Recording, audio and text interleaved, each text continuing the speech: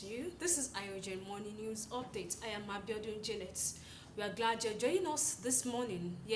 Now to our top stories. Obaseki appeals for calm over Edo governorship election results. APC wins all 27 council areas, 305 wards over Imo local government polls. INEC declares APC's Okpebolo winner of Edo governorship election. VP Shetima departs Abuja for US to attend 79th UNGA. First Lady at 2064, you've shown strong commitment to social issues, says Khan. Tinubu orders crackdown on transnational car thieves in Nigeria. Limit forecast 3-day thunderstorm from Monday. Nigeria tops global food insecurity list with 31.8 million people acutely affected, says WFP. CBN's MPC to review economic outlook amid inflation, naira depreciation, energy crisis. Fresh electricity tariff hike looms as Nigeria's monthly power subsidy hits 181.63 billion naira. In foreign news, Israeli forces raid Al Jazeera offices in occupied West Bank and force 45-day closure. 6 dead, 7 injured in central China bridge crash. More updates on the highlights after this short break. Stay tuned, we'll be right back.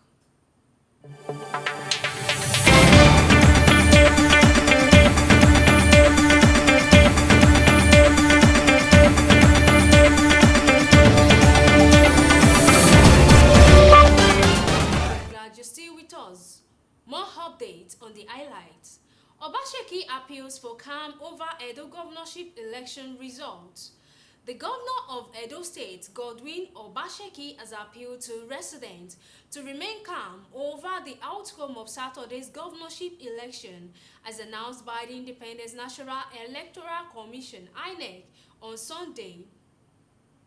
INEC declared Monday Okpebolo of All Progressives Congress (APC) as the winner of the keenly contested election in the South state. Okpebolo 54 secured 291,667 votes to defeat Aswe Ighodalo of the People's Democratic Party (PDP), who got 247,274, and Olumide Akpata of the Labour Party (LP), who came a distant third in the race with 22,761 votes. Reacting in a statement, Obaseki, who said the election was made with disregard to processes and rule of law, urged aggrieved persons to explore the legal options to express their reactions.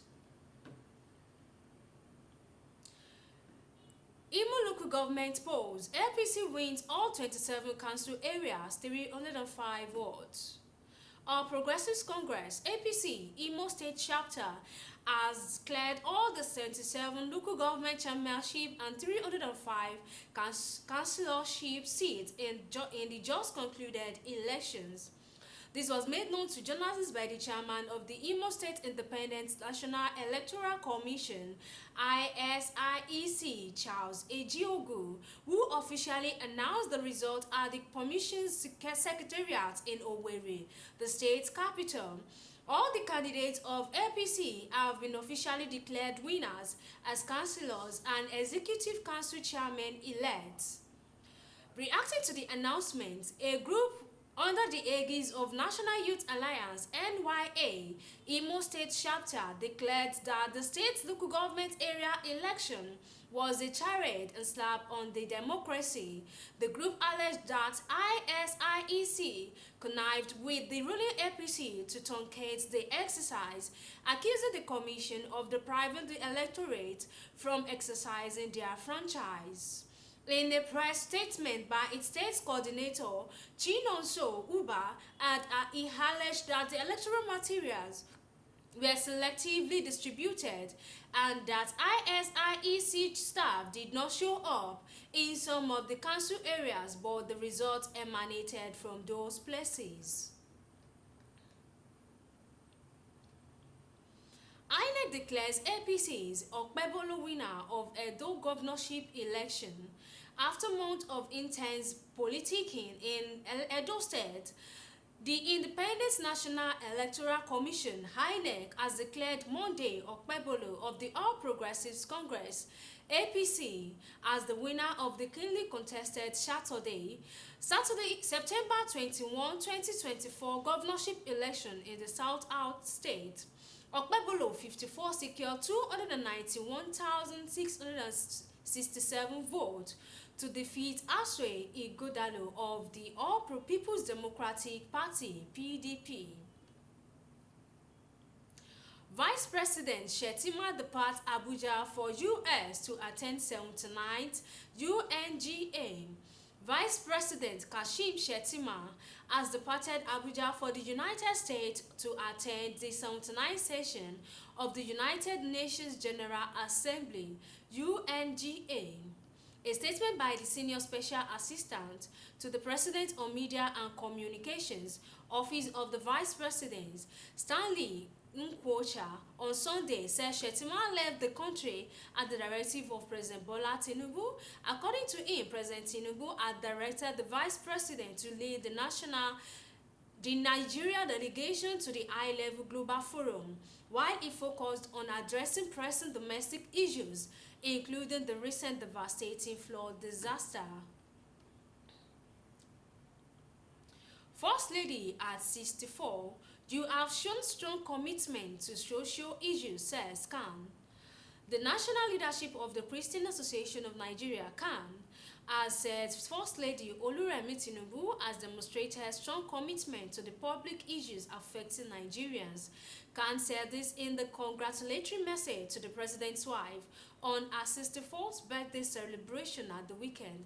A statement yesterday in Abuja by CAN President Archbishop Daniel Oko read, the national leadership of the Christian Association of Nigeria, CAN, joins in the celebrating the birthday of the Nigeria's First Lady, Oluremi Tinubu. On the special occasion, we extend our heartfelt wishes to her continued health, happiness, and success in her role as a leader and advocate for the people of Nigeria.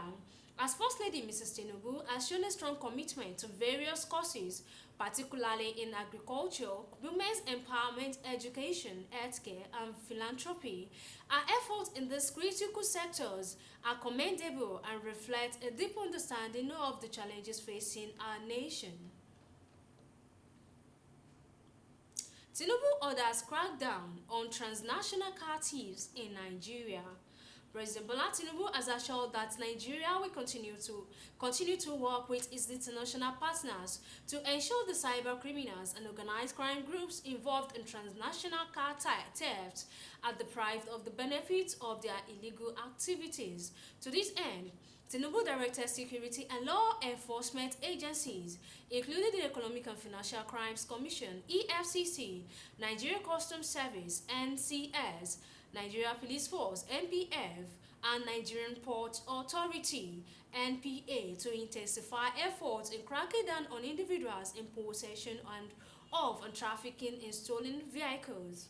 The President's Special Advisor on Information and Strategy, Bayo Ononuga, said on Sunday that Tinubu is of the belief that one of the most effective tools available to law enforcement agencies is denying criminals the proceeds from their illicit activities.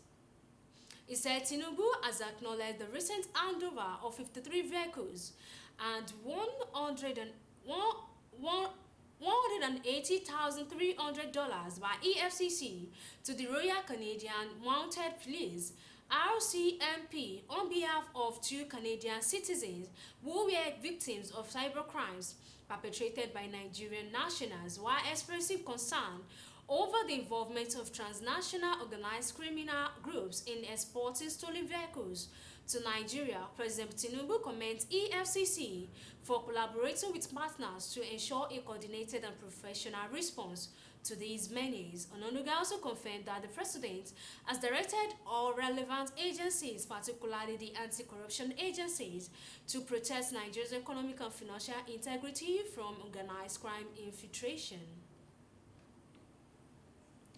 Limit forecast 3-day thunderstorm from Monday.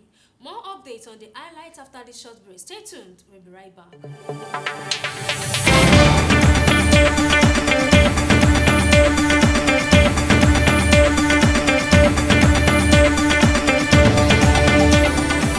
We're glad you're still with us.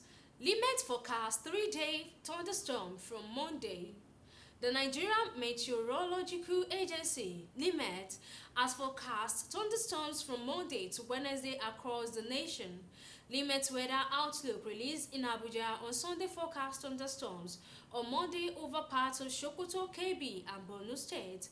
It said thunderstorms are expected over parts of Borno, Yobe, Jigawa, Taraba, Adamawa, Gombe, Bauchi, Kano, Katsina, Kaduna, Zamfara, Kebbi, and Sokoto State in the latter days. The agency stated that thunderstorms are anticipated over parts of the Federal Capital Territory, Niger, Nasarawa, Benue State, Plateau, and Kwara State during the morning hours. In the afternoon and evening period, it said isolated thunderstorms are expected over parts of Kwara, the Federal Capital Territory, Niger, Benue, and Kogi State. According to the agency, rains are envisaged over the southwest inland, especially parts of Oyo, Ondo, Osun, Ekiti, and Ogun, extending to the coastal state of Lagos, Delta, Rivers, Cross River, Akwa Ibom, and Bayelsa states during the morning hours. The agency envisaged thunderstorm over parts of Enugu, Edo, Ebonyi, Ondo, Abia, Osun, Imo, Ekiti, Delta, Bayelsa, Cross River, Rivers, and Lagos states later in the day. Limit anticipated isolated thunderstorm over parts of Taraba, Kaduna, Katsina, Kano, Sokoto, and Zamfara state during the morning hours. On Tuesday, it added that thunderstorms are expected over parts of Borno, Yobe, Jigawa, Bauchi, Taraba, Gombe, and Adamawa states later in the day. The Met said thunderstorms are envisaged over parts of Federal Capital Territory, Niger, Benue, and Nasarawa states within the morning hours. It further said that morning rains are envisaged over parts of Enugu, Ebonyi, Abia, Imo, Lagos, Bayelsa, Akwa Ibom, Cross River, and River states, while remaining parts of the south should be cloudy. According to it, strong winds may precede the rains in areas where thunderstorms are likely to occur, so the public should take adequate precaution. It advised the public to adhere to safety advisories issued by relevant authorities, urging airline operators to get updated weather reports and forecasts from NIMET for effective planning in their operations. Nigeria tops global food insecurity list with 31.8 million people acutely affected, says WPFP.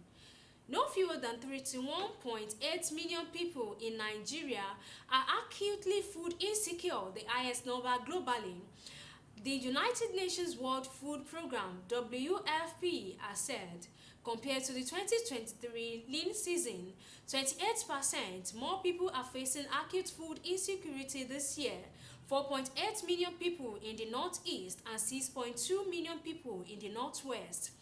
WFP said, citing the National Emergency Management Agency NEMA dashboard in its WFP Nigeria Situation Report, #8219 September 2024, the organization said 1,075,485 people have been affected by flooding countrywide, with the highest prevalence in the northeast and northwest. The floods have also destroyed 442,790 hectares of crops and increasing malnutrition rates in the northeast and northwest states.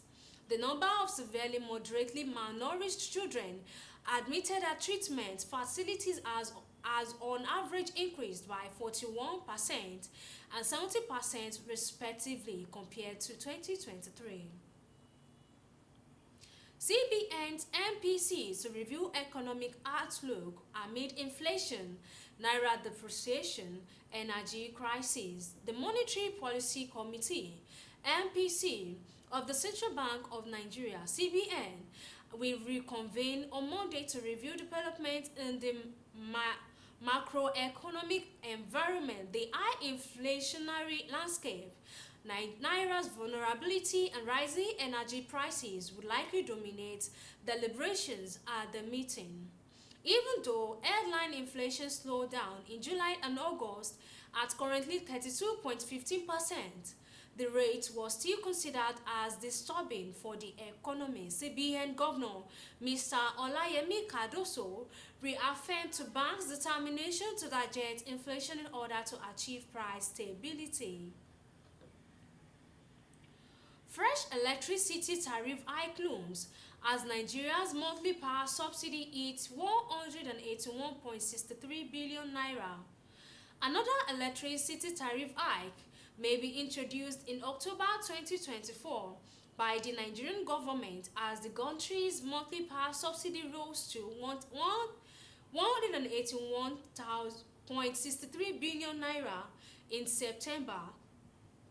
This comes as the electricity subsidy by the federal government rose to 181.63 billion naira in September from 102.30 billion naira in May. In the last 3 months, the government paid 163.87 billion naira in July, 173.88 billion naira in August, and 181.63 billion naira in September 2024.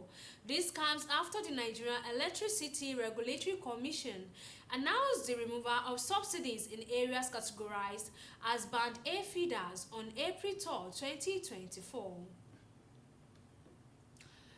In international news, Israeli forces raid Al Jazeera offices in occupied West Bank and forced 45-day closure. Israeli forces conducted a raid on the offices of Al Jazeera in Ramallah, West Bank, early on Sunday, ordering the news broadcaster to shut down for an initial period of 45 days. Armed and masked soldiers entered the building during a live broadcast where they presented the closure order to Walid al-Omari, the Beirut chief, who read it aloud to viewers. The operation follows a pattern of previous raids by Israeli authorities, including incidents in Nazareth and occupied East Jerusalem in May, where the Qatari-based network was labeled a threat to national security. 6 dead, 7 injured in Central China bridge crash. 6 people died after a car lost control and slammed into bikes and other vehicles on a bridge in central China's Yunnan province early Monday morning, police said. Police said the car was rear-ended, sending it into oncoming traffic traveling in the opposite direction. Another 7 people were injured, police said. Footage on Chinese social media Monday showed a large white van rushing into oncoming traffic and barreling through vehicles on Lusong Bridge in the city of Zhuzhou.